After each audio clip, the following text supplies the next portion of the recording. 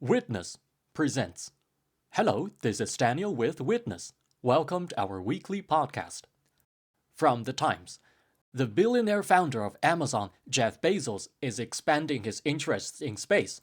On Friday, he launched two prototype satellites for a broadband mega-constellation he calls Project Kuiper. Bezos is planning to put up more than 3,200 spacecraft in the next 6 years to deliver internet connections to anywhere on the globe.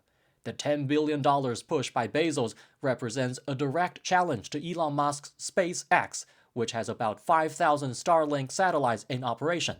Bezos has already demonstrated his passion for space by founding Blue Origin, a company that was the first to successfully launch, land, and reuse a rocket. From the Reuters and the New York Times. Kevin McCarthy was ousted as U.S. House Speaker on Tuesday as party infighting plunged Congress into further chaos. The 216 to 210 vote marked the first time in history that the House removed its leader. 8 Republicans voted with 208 Democrats to oust McCarthy. He told Republicans behind closed doors that he would not seek to reclaim the post, ending a tumultuous 9 months as Speaker. The vote reflected the deep polarization in Congress and raised questions about who, if anyone, could muster the support to govern an increasingly unruly House GOP majority. This was the latest moment of high drama in a year when the Republican-controlled House brought Washington to the brink of a catastrophic default on U.S. debt of $31.4 trillion, and a government shutdown has just been narrowly averted. From The Guardian. In September, global temperatures soared to a new record by a huge margin. A stunned scientist described it as absolutely gobsmackingly bananas. The hottest September on record follows the hottest August and hottest July, with the hottest July being the hottest month ever recorded. September 2023 beat the previous record for that month by a staggering 0.5 degrees Celsius. The high temperatures have driven heat waves and wildfires across the world. The heat is the result of continuing high levels of carbon dioxide emissions, combined with a rapid flip of the planet's biggest natural climate phenomenon, El Niño. From The Wall Street Journal. When Joe Biden was campaigning for president, he pledged that not another foot of border wall would be built on his watch. But this week, his administration announced plans to do just that.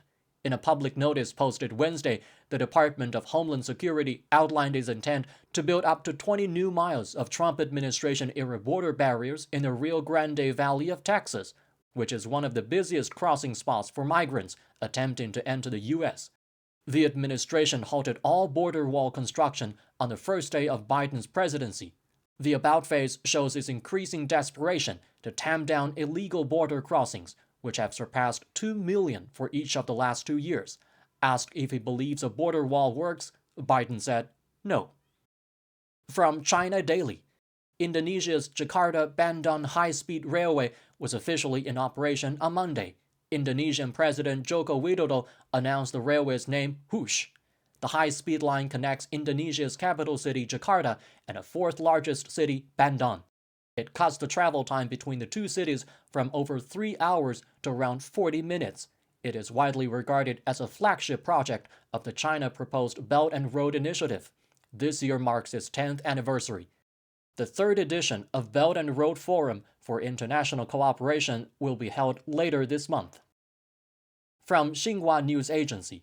Defending champion China beat Japan in straight sets to win the women's volleyball gold at the Asian Games in East China's Hangzhou. This is the 9th gold medal that China's women's volleyball team has secured in the history of Asian Games. There was an outpouring of praise and excitement on the internet. The women's volleyball spirit is well and alive, a netizen commented. The team defeated Serbia at the Rio Olympics for gold, but was knocked out of quarterfinals of the Tokyo Olympics. It now aims at Paris next year. As Chinese chess player Zheng Weitong secured the men's chess gold, China became the first country to take home 200 gold medals at the Asian Games. The half-a-month Asian Games is set to conclude this evening. It bore witness to a gigantic number of tourists to the host city Hangzhou as the Games coincided with China's solar terms autumn equinox and Waidu, the traditional mid-autumn festival, the National Day holiday, and the world-renowned tide of Qiantang River.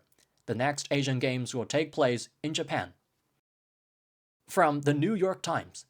The 2023 Nobel Prize in Physiology or Medicine was awarded to two scientists who identified a chemical tweak to messenger RNA. Their work enabled potent COVID vaccines to be made in less than a year, averting tens of millions of deaths and helping the world recover from the worst pandemic in a century. Dr. Carrico became the 13th woman to win the prize. She was the daughter of a butcher and languished for many long years without funding or a permanent academic position.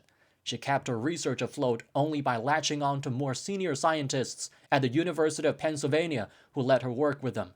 She was preoccupied by mRNA, which provides instructions to cells to make proteins.